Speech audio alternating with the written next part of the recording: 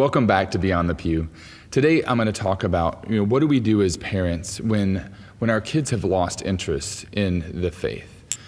And one of the things that is the most, powerful in my life has been something that I kind of actually started, in response to this for families and for loved ones who have people that they know that have stepped away from the faith or strayed from the faith. And like the best example that we could come up with was St. Monica. And so St. Monica, her son, Augustine, was as far away from the church as anyone could be. And she worked and she prayed for years until finally he came back to the church. And then she prayed for years for her husband to come back to the church. 33 years in total for two people to come back to the faith.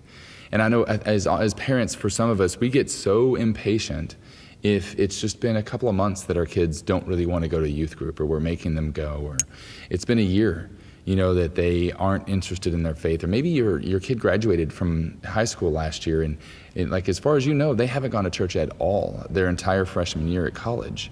So what do you do? If we take a cue from St. Monica, we need to be patient.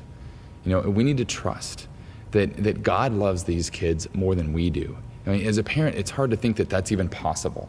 How can God love my kid more than I do? But I guarantee you he does. So we need to trust that he knows what he's doing. We need to trust that whatever we've done is what we can do, right? And if your kid still has an avenue for you to speak into their faith life, definitely, utilize that. But you don't want to hound them, and you want to trust in God, right? So we need to be patient with everyone else's faith journey, because our journey is not the same as someone else's.